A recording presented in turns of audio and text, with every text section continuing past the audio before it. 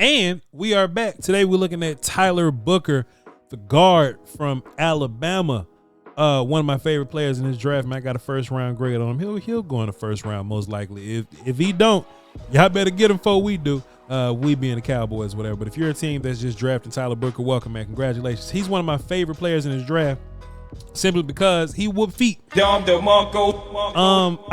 getting tired of this day and age where guards have become smaller and they've gotten super athletic, and ain't nothing wrong with having athletic guards, but I don't want to have an athletic guard at the expense of having a powerful ass whooper at guard. Tyler Booker is a powerful ass whooper at guard, and I think this is where he really shines, in these A gap exchanges, B gap exchanges, whether he's one-on-one by himself or whether he's working in tandem, working combos. So if he's working combos with anybody, he's devastating working combos. But even these one-on-one situations, I think what separates you is what you do in these one-on-one situations. And look, I don't mean this old light push that 74 is giving. I think Tyler Booker's whooping this kid prior to the tackle even coming over there to help him or whatever, right? And this is where Booker really shines, in these moving bodies, right?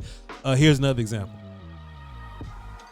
Tyler Booker at guard, South Carolina, we're going to snap the ball, and we're just going to move some bodies. And I think something that we can really count on and have enough faith in is that the SEC is always going to have dudes on the D-line. So no matter what film you watch from Booker, these are not just regular dudes. It's not like you're watching some offensive lineman that went to a little school and he's blocking people that went to a little school. Like, he's a offensive lineman that's blocking monsters at humongous schools. And that's how Tyler Booker gets down. Let's watch some more plays.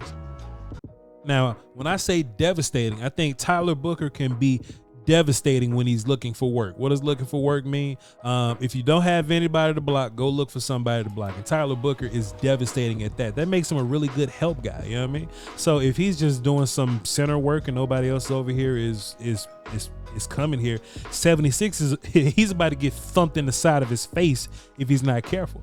He's about to get thumped in the side of his face if he ain't careful. And look, Tyler Booker just don't thump. Like, he turns into a run blocker as a pass blocker guy. And look, this isn't the recommended technique, but I just love it because it's really fun when the pass block turns into a run block and I'm trying to push you around and finish you. It's fun. I'll show you another.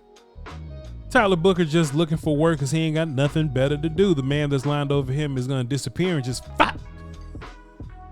Hey man, listen. That child 310 pounds. Look, 94. Oh, that's Ingram Dawkins. Look. Tyler Booker just thumping grown man children out of here, bro. So you got to be careful, man. But the moral of the story is that Tyler Booker's a really good help guy. Beware. From a pass blocking perspective, he has plenty power. So if he's going against one of these big, strong pocket pushers or whatever, he's really good at getting under those guys, right? Boom, and just getting under and standing up. You can actually see Tyler Booker bend his knees to get under the guy, right? That's something that I really love in offensive linemen, when you can acknowledge that your hat level's a bit high and you get under a guy to kind of like fix that. Take a look at Booker here. We're going to 1, 2, 3, bam. He feels himself a little high. You can see Booker get arms under and he dips low to get under this block right here. You see him get under him to kind of lift him up a little bit, lift this guy up a little bit. And you see some really good knee bend. He's going to drop his butt and movement stops. And that's really Tyler Booker's game there. He's not the quickest of feet in the world. So if you're a bursty, quick 3-tech or whatever, you could give Tyler some problems, but Tyler get hands on you. I mean, stop. And another thing Tyler's really good at is dealing with these gap exchanges, right? Because he's always looking for work. Like, he wants to hit people. So if somebody disappears, he's really good at getting his eyes around and finding the help. So if 78 is gonna disappear, look inside, bam, step in, help your center. Like I said, this is adding to him being help guy right here. And look, once he gets over there, he's gonna try to turn to a run blocker again. Bro, Tyler Booker's so fun. And just one more time, another gap exchange, but this one happens much quicker. Because you actually see the delay. Now I'm crossing over, and Booker stays patient with it, and I can really appreciate that, right? But we have 90 working B gap, and Booker kind of gets turned a little bit. You see him, hold on. You see Booker get a little turned right there, and I think he can feel himself getting turned. but at least he had his eyes up. And if your eyes are up, then you can easily adjust to that. Boom, get back outside. And Booker's gonna push 90 into his left tackle right there and get over on the edge there. Good block. All the same rules apply to the next level blocking, the linebackers, the corners, and safeties, and all those guys, right? Like if he gets to the next level and he gets hands on you, then cool, bet Tyler Booker's gonna get there. If you can avoid him with quickness, cool. But if your ass can't avoid him, you're most likely going for a ride here. This is Jalen Walker here, and Booker's on him. We're gonna get some really good push over here. That's how Tyler gets down. Or here where we have Tyler pulling, thumping, and driving someone's son all the way off the screen. That's just how this works. That's just what happens with Tyler Booker. Hey man, Booker's not a perfect player by any means, man, but he's damn sure a fun one, especially in this draft class where you have to account for inflation.